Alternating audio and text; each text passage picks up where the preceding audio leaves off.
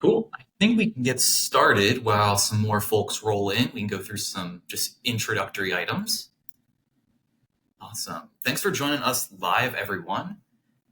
Welcome to our little special installment of our Boberdoo educational webinars. This time we're going to be talking about defining lead, cost, and price in your system. Hopefully by the end of this, you guys will be masters of your lead, cost, and price in your system. Full control over your profit margins. As we are getting started, I will go ahead and introduce myself because some of you may not know me, and that's okay. I'm a bit newer to the Boberdoo team. My name's Jake. I've been working on the client services team. Joining me, a probably familiar face, is Scott.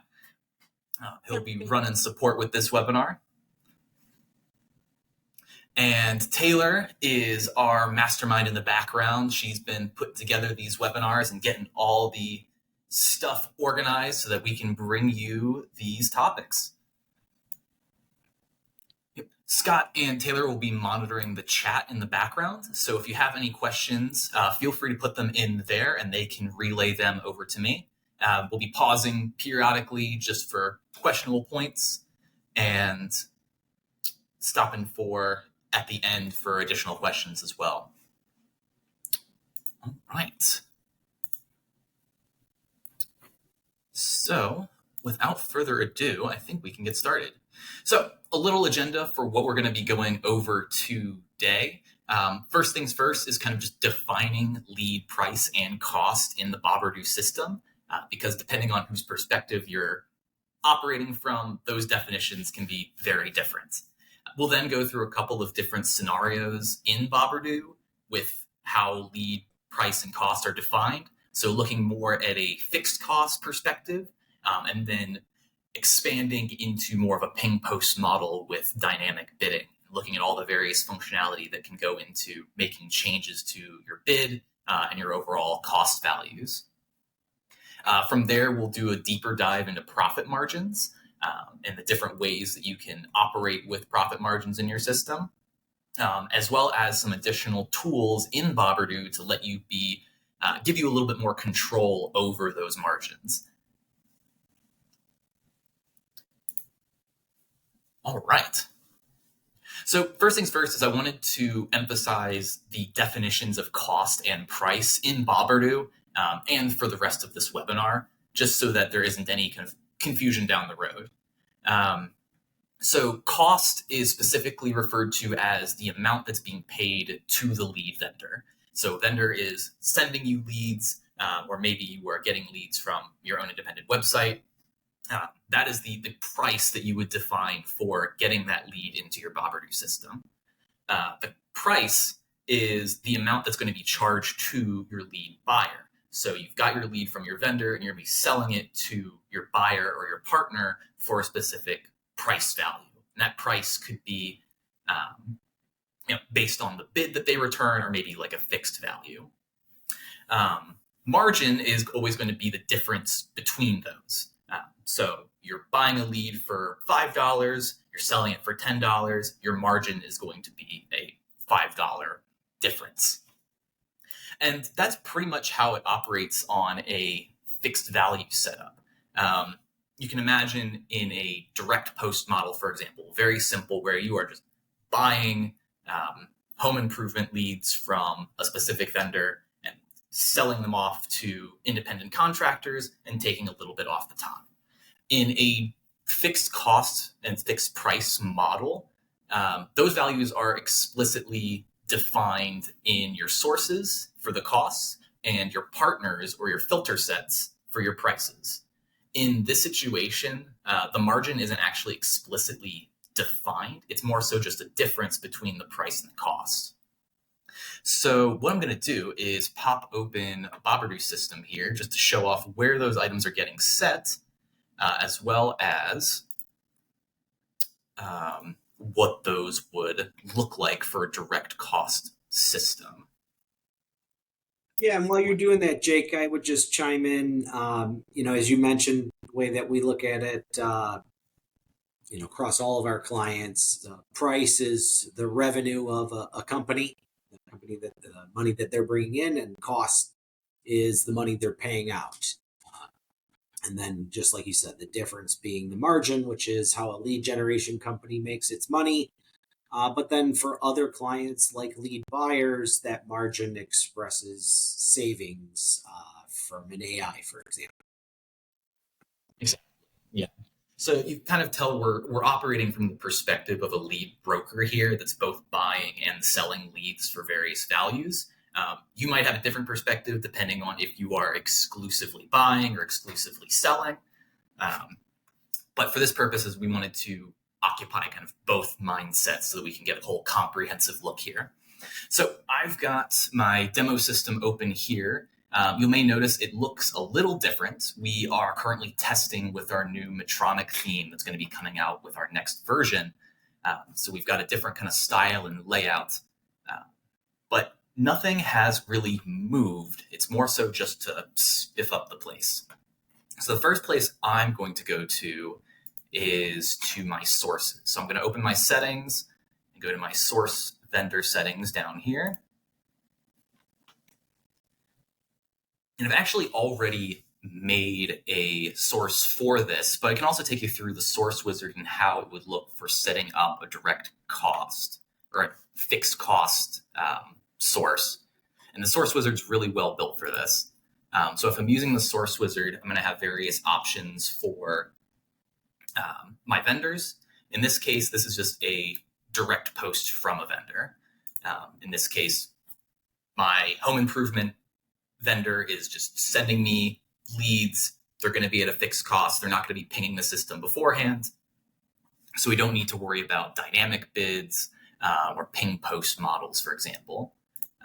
From here, I can define a couple of extra items like my name, the vendor, and here's where I could also define that fixed cost. There's a lot of other settings that I'm going to take or show off in the next step here that go beyond these options. But the Source Wizard does a great job of boiling the choices you need to make down to just these few options. So let's call this JPH test. Cool. I'll save my changes, and here is where I would get my specs for posting those leads from either my website or my vendor. I'm going to ignore downloading that for now. Instead, I'm going to take you guys to the one that I've already mocked up. So this is my Jake Direct source. You can see I've got that $5 value set down there. So I'm going to take you in just a little behind the scenes here. So a lot of things have already been set. We see we are active. I've got duplicates disabled just for demo testing purposes. You can also see I've got my $5 lead cost here set. So in a fixed cost model, this is where you would want to set that value. You can see there's a lot of other options in here, and we actually have some great support options for being able to define those settings. Though I always recommend reaching out to Boberdoo directly if you have questions about trying to set up some of these various settings. The one that I wanted to call out, and one that's actually already set by the Source Wizard for you, is this return best price parameter. Now, in this case, they're going to be direct posting leads to our system and not actually bidding. But this return best price parameter is what can be included in the lead posting from your vendor to essentially tell Boberdoo that it wants to use a dynamic bid instead. So in those cases, you're actually using a defined margin in your filter sets rather than a fixed price or a fixed cost, or I should say a fixed cost value. So it's important for fixed cost sources that this setting is set to no, just so that you don't accidentally start giving your vendors dynamic bids based on just fixed cost leads. So I will go ahead and close out of this. And we can jump over to the other half of this, which is our partners. So I'm going to scroll down here till we find our partner settings. And again, I mocked up a partner specifically for this demo. So I'm going to pop open their lead filter sets. And the filter set that I mocked up for this one is our fixed price filter set. In this case, I've defined our lead price as $10. And you'll notice that I don't actually have a profit margin defined here. And again, that's because for a fixed cost model, the profit margin isn't going to be used or respected in this case. The system's going to take the lead price and charge the buyer or the partner for that value and use the lead cost as the value you are spending for that lead to your vendor. So profit margin is kind of implicitly defined as $5 based on the $5 cost of the lead that I set up in the source and the $10 that I've set up as the price. You can actually also see that here, the way I've got my system configured, that my Jake Direct source actually shows that it is set up as a $5 cost. So I can see all that information right here. All right. We can also set up some other filter options for narrowing this down to specific leads. For right now, we don't really need to worry about that for the cost perspective. So what that looks like in the system, I can show you because I've also just sent a quick lead into the system in order to show that off. So let's look at today's leads instead. And you can see I just sent a lead into that direct Jake source. We can see that the cost is defined as $5. And over here, it's sold to my Jake roofing partner for that $10 value. We can kind of see what's going on behind the scenes if we're looking at the lead log, this little paper icon here in the lead.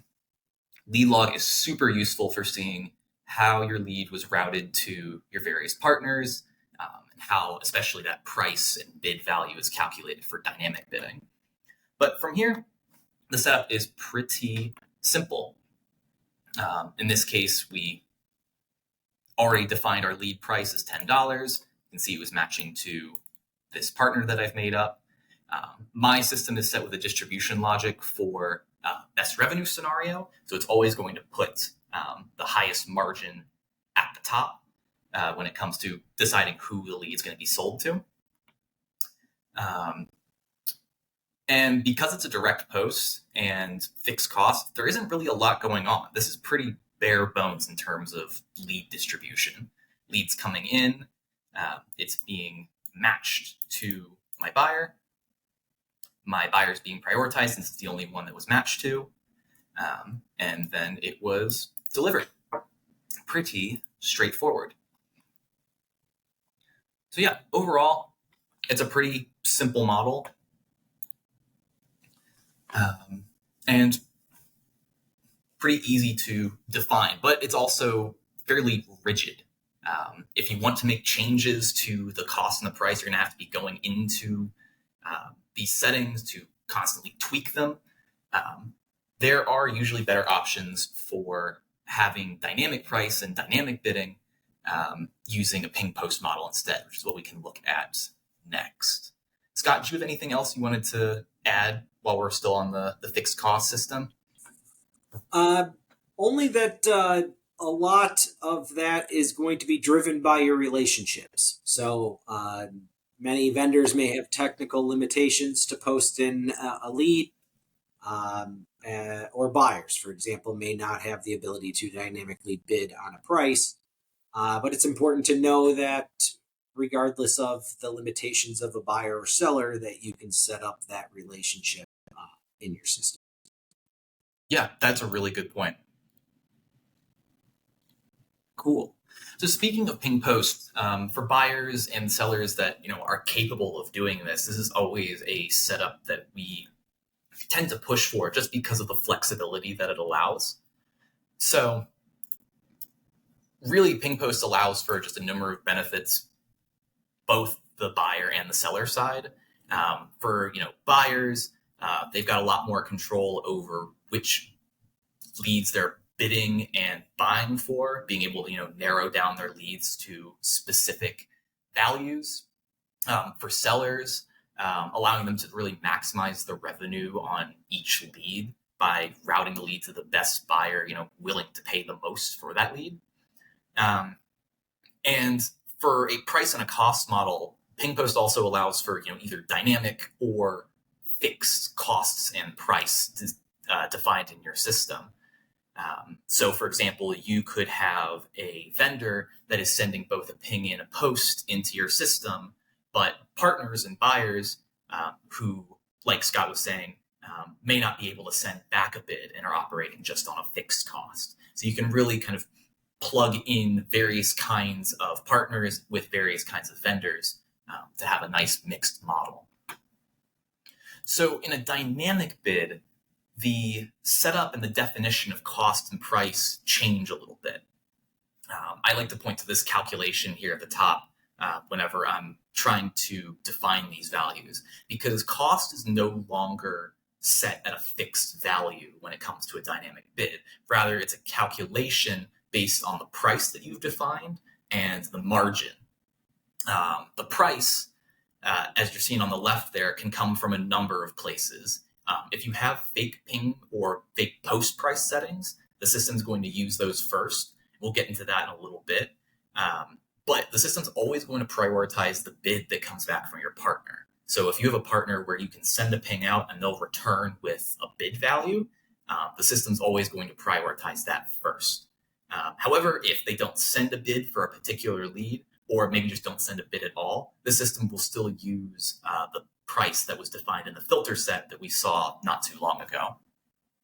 Margin also has a lot of options now. Because we're explicitly defining our margin, we have a lot more flexibility in how we want to set it up. Fixed margin, for example, is just a straight dollar value off of every lead that our partners bid for. We could set that as, say, just like $2. We want to make $2 off of every lead that we sell to a particular partner. Variable margins mean that we could set a different margin value based on the value or the bid that our partner sends back. So we'll take a look at a couple of those settings in a moment. We also have options for scheduled margins. Maybe different margins are charged at different times of the day or different days of the week, for example. And vendor premium margin is another way of setting our margins by source as well as our partners. And you can see at the top with the calculation there that the margin value is the one that's being defined by your filter sets or per partner. The vendor premium margin is a value that is reduced by source, essentially. You can also set a negative premium margin if you wanted to kind of invert that calculation instead, increase the margin for specific vendors. So I think it's best to take a look at this live in the system. So the first thing we're going to look at is a fixed margin system. We will go back to our sources and we can look at what a dynamic source setup looks like instead. So we'll go back to our settings. I've got my user vendor settings down here. And this one I've set up a specific Jake dynamic source for. You'll notice that the cost value is actually $0 here. And that's for a reason. Well, really the reason is that cost is not going to be respected in the source for a dynamic source. And I can show you why that is. So a lot of the stuff is actually very similar to what we defined for the fixed model. The difference here is that if we scroll down, notice that our return best price parameter is now enabled. We have options for selling exclusively versus non-exclusively, but the important distinction here is that this value is enabled. What this is going to tell Boberdoo is that when a lead is posted with that return best price equals 1 setting, it's going to tell Boberdoo to calculate the cost or the bid dynamically based on the price in your filter set and the margin value, rather than using this fixed cost that we've got set up here. So this setting here, this parameter, is really what controls the difference between a dynamic bid and a fixed value cost. Also notice that we've got different settings here for how we can control our bid. If we have a lot of different things influencing the bid that we send to our vendor, we have options for controlling the maximum that gets sent so that we don't actually accidentally drive our margin too low with our various settings. We've also got premium vendor margin, which I mentioned in the last slide, and we'll go into that in a moment.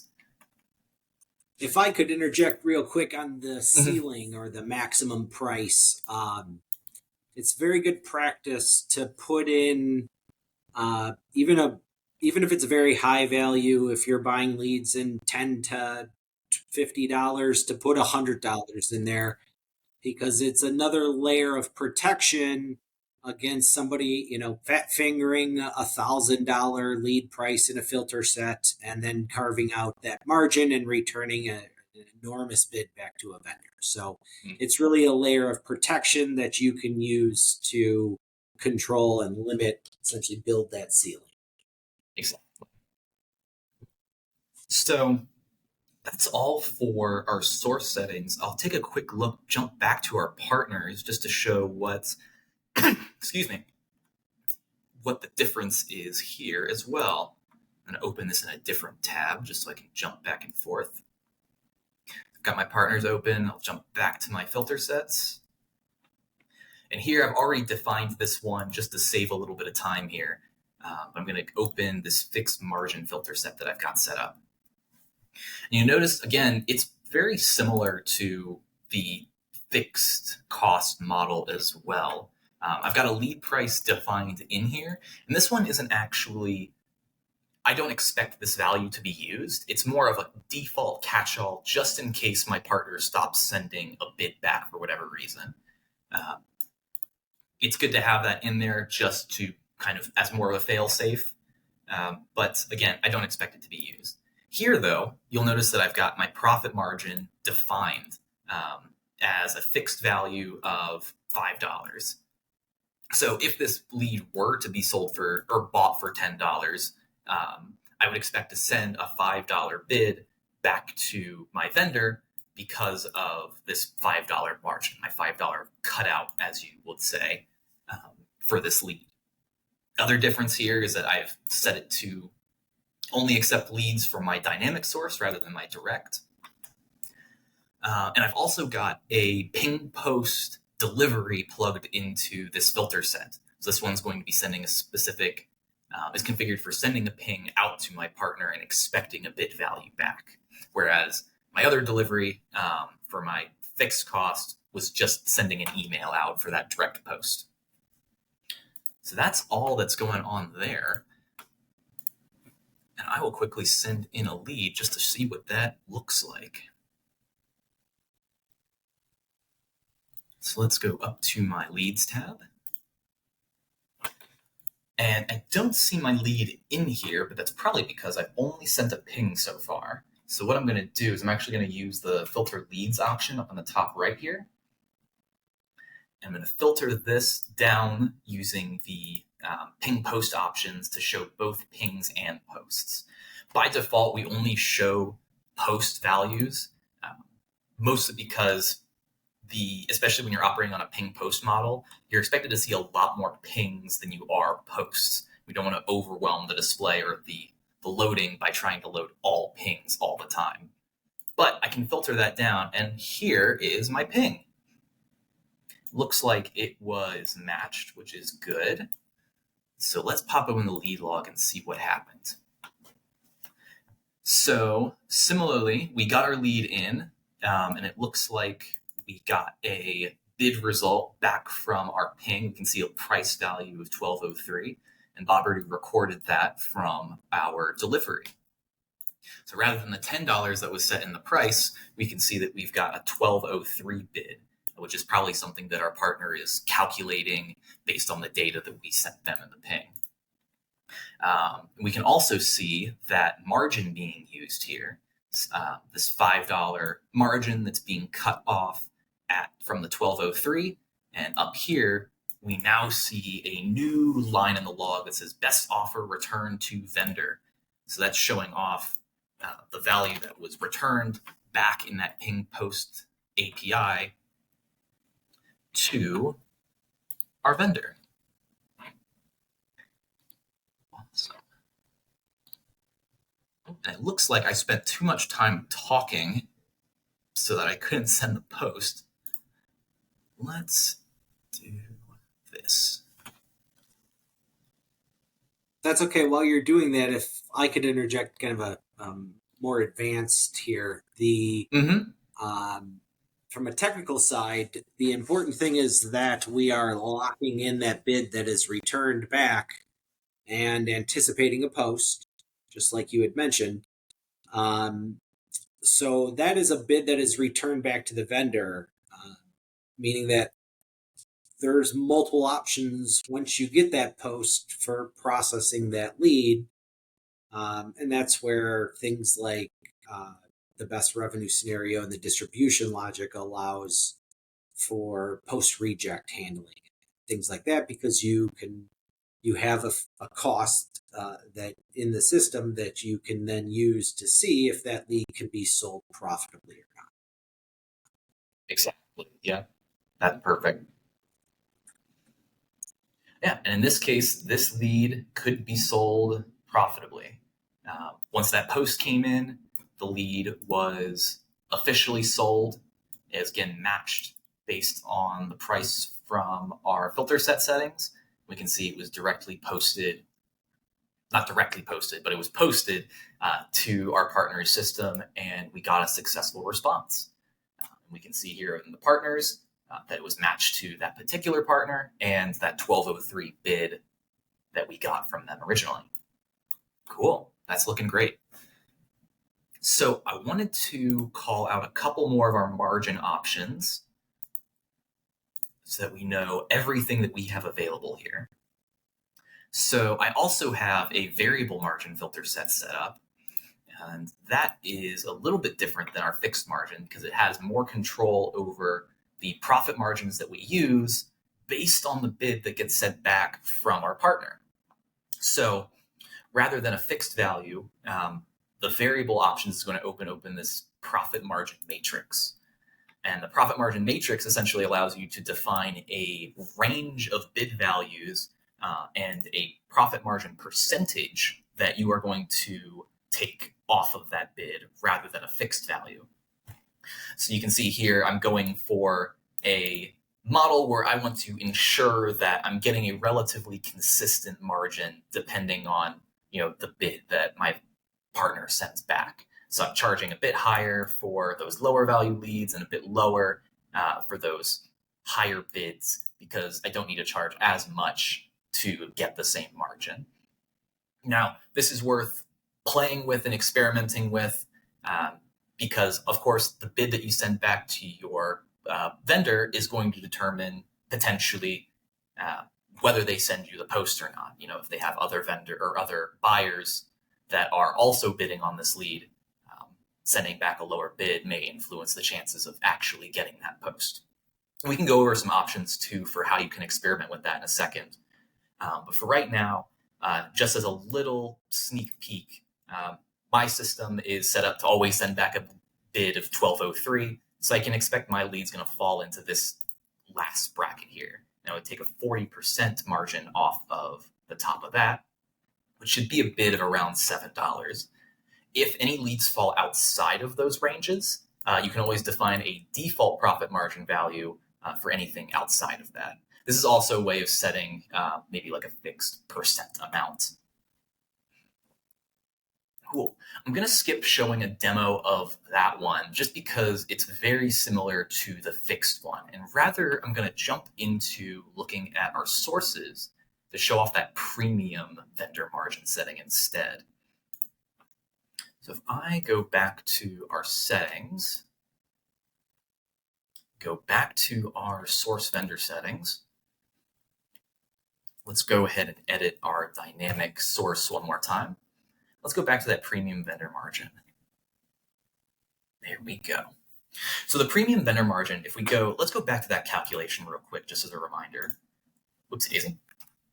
The vendor premium margin is going to be a value that is deducted from the total margin that is calculated from the filter set.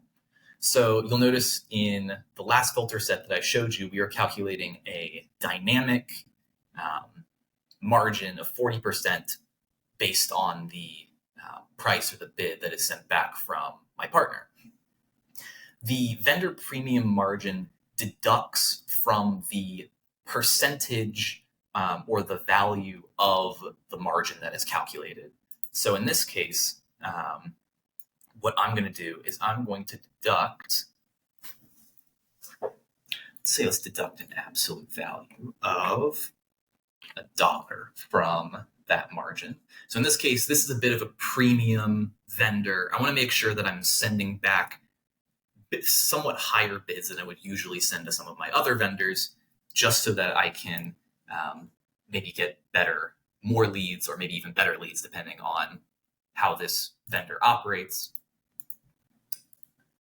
Additionally, we can also set this as a negative value if we wanted to add to the margin that we're taking away from some of these leads. So again, there's more flexibility that you can put into here. Yeah, and Jake, if I could interject on this one, Yeah.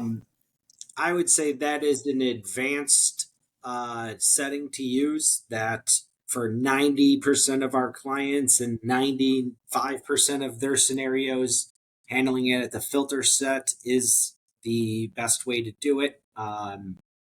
What the vendor premium margin allows you to do is to combine multiple sources of varying quality, let's say, into one filter set, and then use the vendor premium margin to make those quality adjustments. So it's really, if you're looking to consolidate filter sets as opposed to using on the regular. Yeah, that's a good point. So what I'm doing here is I'm jumping back to my leads tab because I just sent another ping. This time I've got my variable margin and my premium vendor margin going on. So you can see how this is being calculated now. We've got a new row in here for that premium vendor margin of $1. You can still see that I'm sending back a bid of $12.03. But now that margin value is significantly different. It used to be, it's basically calculated off of that 40% that I set earlier, and it's being adjusted by that premium vendor margin of $1. So the lead log is really helpful for being able to see kind of that calculation in action. And again, it's always going to spit out that offer that was returned to your vendor so you can see what's finally being sent. Cool.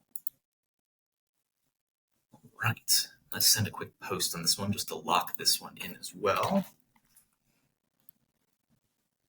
Refresh the page. Oops.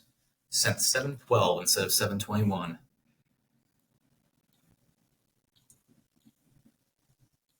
There we go. Cool.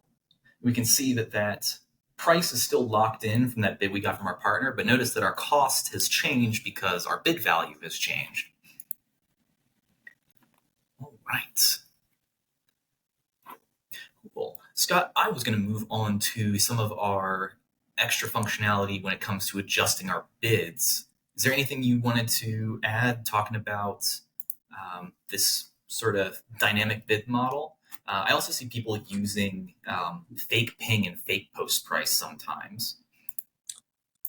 Yeah, I would say fake ping, very similar to the vendor premium margin, would be an advanced setting to use. So it is something that is not enabled by clients by default, and it is something that what's the Spider-Man quote? With great power comes great responsibility. You are affecting the bids that are being returned back to the vendor, but at the end of the day, this is going to sell the lead at whatever the dynamic bid or whatever the lead price is. So it is a way to affect that bid back to the vendor for specific filter sets or partners. So the typical use case here would be, I have a partner that refunds twice as many leads as anybody else. I don't know which leads she is going to refund, but I know they're going to refund 40%. So in this case, I can discount the bid with fake ping price on a percentage or an absolute value, to then manipulate the either the order or the more specifically the bid that is returned back to the vendor. So if you were, for example, to put in say 60% and this buyer partner has $100 lead price, right, you're going to use that $60 as the base. So this will help you still capitalize on selling that lead at full lead price if it's won by you. So the system is still going to follow the same distribution logic on the post. But then again, you essentially would be returning a artificially lower bid back to the vendor. Awesome. Thanks, Scott. Yeah, and I would say, yeah, to your point, Jake, like there's a lot of different ways that we've seen clients use this. So please ask us before you go and set something that could be dramatically affecting your win rates with your vendors. Yeah, and it's a really important call out. Like you're seeing here on the slide deck, the fake ping price or the fake post price, if you're using that, takes priority over a lot of the bids that you're sending. So it can have a really drastic effect on how your system operates and how it distributes leads. So it's important to really double check before setting settings like this. But before we jump into some extra functionality, I guess, does anybody else have any questions from the chat that we could dive into? I think we're all right so far on the chat.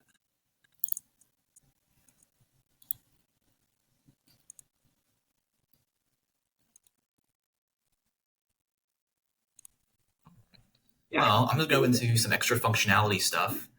But if anyone has any questions, feel free to drop those in and we can deviate just a little bit. So, as I kind of insinuated before, stuff I've alluded to, when it comes to sending bids back to vendors, it's a lot of a guessing game. Unless you have a really good relationship with your vendor in terms of expecting, what you can send back for bids and what you can expect to get in return for posted leads, it's hard to actually figure out, accurately predict how many leads you may get in a given day, or maybe even a given hour, depending on who else is trying to buy leads from that particular vendor and what bids they're sending back. The market changes by the minute, so your system should also be able to adjust for that as well. So the first thing that boberdoo came out with was our bid experiments. And this is a really cool option for essentially allowing you to A/B test particular theories you might have on how you might be able to adjust your margin based on various rule sets. So based on how many leads were won and how much they were bought for, boberdoo can essentially give you a confidence value that making particular adjustments to the bids you're sending back and the criteria you're sending them back for, if that'll have a positive or consistently positive or maybe even negative impact on your overall profits. Scott, is there anything else you wanted to add on to that while I kind of swap over to using bid experiments? Yeah, absolutely. So with bid experiments, as you mentioned, that was the first product that the data science team at boberdoo produced. The idea here is that we are operating under the assumption that clients won't know, and so they want to run an A/B test. And so when you're looking at it from a lead seller's perspective, we use the average profit per 1,000 pings as the KPI for determining whether or not it's a good experiment. For lead buyers, it's a little bit more ambiguous because the buy rate and the price that is willing to pay can really depend. I mean, you may be willing to pay a lot more for a lead if the quality is high. So in those cases, we express it in terms of buy rate, so you can essentially see, for an increase in price, what is going to be, my expected additional leads, so that you can make that decision. So I wanted to show off real quick kind of what it looks like setting up a bid experiment, some of the parameters you can define. So down here, I've got my bid experiment system enabled. And if you're interested in using this and don't see this in your own system, please reach out to Boberdoo, either play like a ticket, so we can get that turned on in your system if you want to play around. But turning this on or moving to this tab opens a screen like this. And I've got a lot of options for having to control and even export data on my experiments. But for here, I just want to create a new one. So experiments are going to be lead type and source specific. I'm going to set up one for my home improvement and my Jake dynamic source. And here is where we have the real playground. We can essentially set up this bid experiment to apply to pretty much anything we want to do with relating to our leads. We'll have anything that's set up as a filterable field in this system. So you can either define that by landing page, the existence of a trusted form URL, or maybe like the state that the lead is coming through.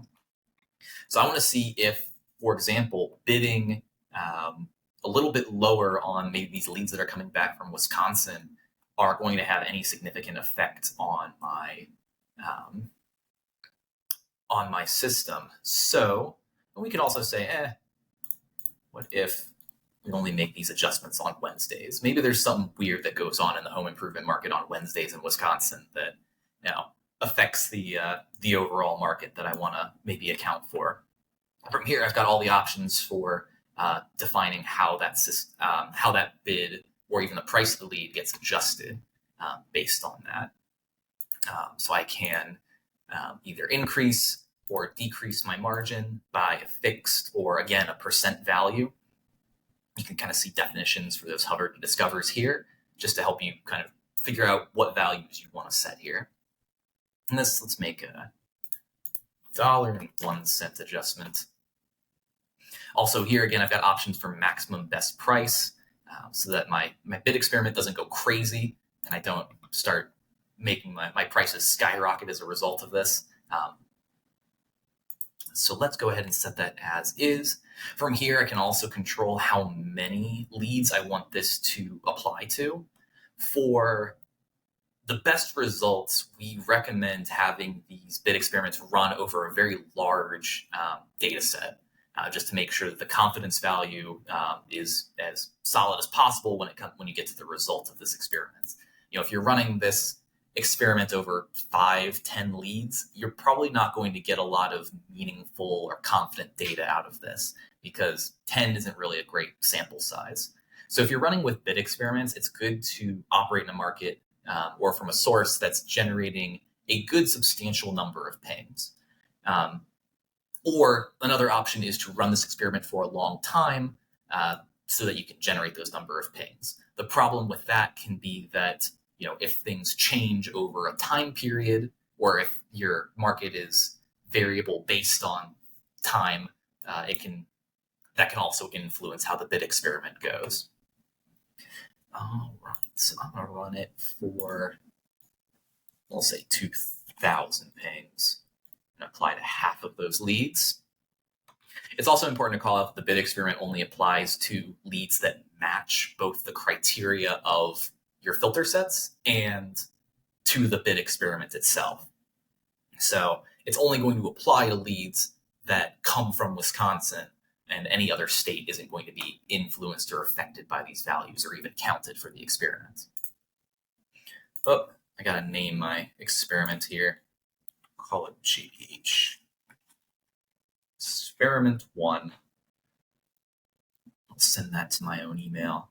Cool. Get that saved, and then the only option left is to give it a go and turn that on. Now, just real quick, because I did do this a little bit earlier, I'm going to go ahead and show off what that looks like in the lead log as well. I was playing around with this yesterday. So I'm going to flip to my yesterday's leads. Again, I'm going to show off some of those ping posts. Let's find a lead where this was affected. Here we go. Here's a good one. So we've got a lot of those various items in here that are affecting our margin. Notice we've got our premium vendor margin rocking on here. We've got that same bid that's coming back from our partners. But now that we've got bid experiments going, it is also adding another log line to indicate two things. One, whether or not the lead actually matched with the bid experiment, and two, whether or not the lead was adjusted by the bid experiment. So version A, for example, versus version B, where the margin is being changed for that experiment. Recall that I only set it to apply to 50% of leads. So in some cases, the margin isn't going to be adjusted, in others it is. And that's how boberdoo is going to compare the success rates between those two versions and see, generate that confident result from your experiment. Now, you might be saying, this looks like a lot, and it looks like it takes a lot of time to figure out if I need to make a change or not. Sometimes you want to make changes immediately right out of the get-go, similar to what we're doing in the bid experiments, but in a more immediate sense. Maybe you're doing health insurance leads and open enrollment is knocking on your door. You're going to have a flood of health insurance leads coming in any day now. You might be able to bid a bit lower for them.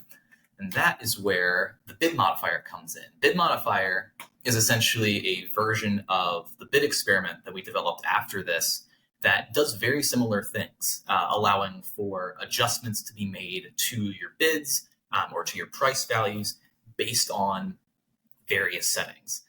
So kind of like the things we saw earlier, either like geolocation based, like state and zip code, pretty much anything that could be filtered in your lead is something you could adjust for. That could also be performance based, or again, like time based, day of the week, time of day, things of that nature. And what's cool is that bid modifier is baked into the system pretty well, where it doesn't take much effort to even get set up. Scott, anything you wanted to add about bid modifier while I'm flipping over there? Yeah, I would say the funny thing is that about bid modifier was it was the direct result of when we had conversations about bid experiments. It was yeah, that's great, but I know what the market is, so I want to modify it. So it was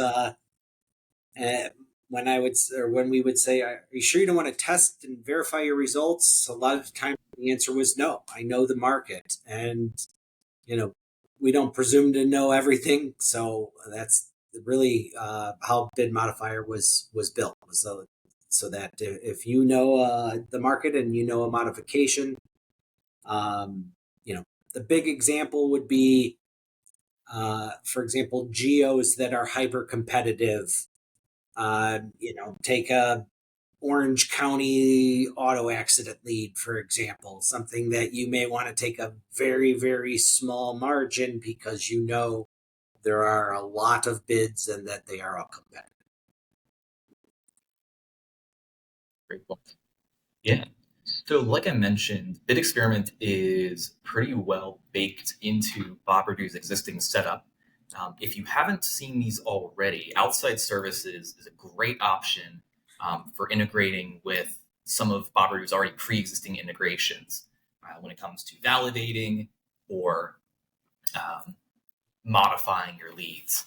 So in our outside services, we actually have our bid modifier acted as one of these. What's great is if I have other outside sources in my system, I can rearrange bid modifier to act at different times in my order. But you'll notice that the setup for bid modifier is going to be very similar to bid experiment. In this case, I have options to apply it to select specific sources. In this case, I'm just going to apply it to my Jake dynamic. You'll see this is exactly the same as bid experiment. I can modify my margin or my price, can make those dollar or percent adjustments, and pretty much just let it ride. I can set a maximum if I want to. And here's those additional criteria for what I want to modify. Let's say New York is hyper competitive, for example. In that case, we probably want to reduce our margin.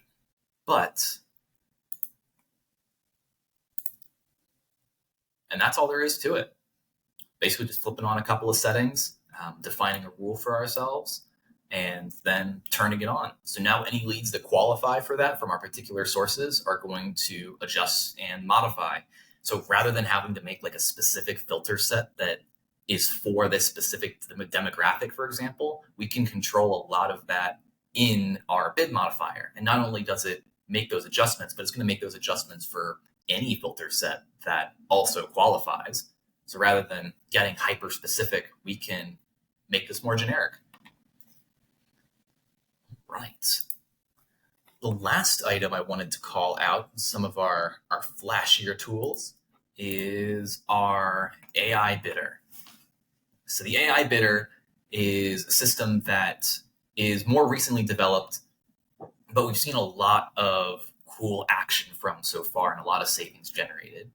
Essentially, the AI bidder takes control of the bid and the margin that you're taking off of your price to try to identify an ideal bid that it's sending back to your vendor, with the effort or the goal of trying to save you as much as possible over the course of a day.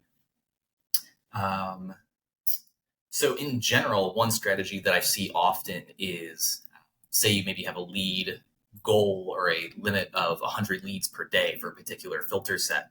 The AI adjuster is going to take that as, goal of, I want to get 100 leads to this filter set by the end of the day. But I've got, a whole 24 hours or 12 hours or whatever you might have defined to do that. So what it's going to try doing is bidding maybe lower earlier in the day, seeing what it can get away with in terms of increasing your margins. And then as the day goes on, bidding just a little bit higher and higher, maybe up to your normal amount, just to round out those numbers and make sure you're hitting that goal by the end of the day. And as a result, because you're spending less on those leads earlier in the day, you may be saving tens, hundreds, whatever amounts over the course of your day, depending on your lead volume. Scott, anything you wanted to add? Anything cool you're seeing people do with the AI model? Yeah, so I would say that this is true machine learning. AI gets tossed around a lot, and sometimes AI is just a bunch of if-then statements. This is true machine learning. The system or the AI model calculates a bid for each filter set that has the AI turned on every 6 minutes. So it's designed to hit both hourly and daily limits. And then to what you had mentioned, Jake, it's designed to try and reach those limits by the end of the period. So it makes adjustments both up and down from whatever that current bid is, based on the buy rate, expected inbound pings during the next period of time, and then those limits. And then it looks back previous hour, same day, previous hour, or same hour, previous day, and then weights them more recently. The more recent values are weighted more heavily, I should say. So it's both responsive to changes in supply and demand. If your partner's having success and you double the daily limit of the filter sets from 100 to 200, the model will respond and essentially not participate unless it thinks it can save money. So it's a good tool that can be used broadly across all, or more specifically on specific partners or filters. Exactly. Yeah, you have a lot of control over using this. Yeah, just wanted to show off a quick little lead log example of what that looks like kind of operating in your system, because we like to log everything and make sure we know what is going on. You can see here down in the logs that one, it's denoting what bid was generated by the AI and what's going to be taking over some of that automatic or that margin settings you might have in your system. But it's also displaying kind of all the information when it comes to that's factoring into how that bid is being calculated as well. So you can see it's taking in calculations such as those leads remaining that it needs to get through for the day or maybe for the hour, as Scott was mentioning. And because it's learning, it's also taking the information from your system and predicting how many leads do we foresee getting in the next hour or maybe even for the rest of the day, and using that as information to generate kind of odds for winning based on the bid that it's sending.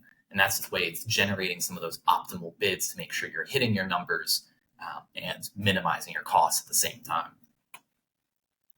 Cool. With that, that is pretty much the end of topics that I wanted to cover when it comes to cost and price. Hopefully this was really informative for you all in terms of giving you a little bit more insight into how you may want to structure your price and your cost model based on relationships that you have with your partners and your vendors. So if you have any questions about your setup, whether it's your lead distribution logic, or maybe your price cost model based on what you're trying to do, we're always there to help out. We're willing to reach out, put in a ticket with what you're trying to do. We can always lend our support and let you know if your setup is accomplishing what you want to do, or if maybe some adjustments need to be made, or if you have a unique case, we're always willing to partner with you to put in something custom to do some of those cool distribution methods that you might be trying to do with your partners. Thank you guys for hopping on and listening in. Absolutely. Thanks, everybody. Awesome. Thanks, y'all.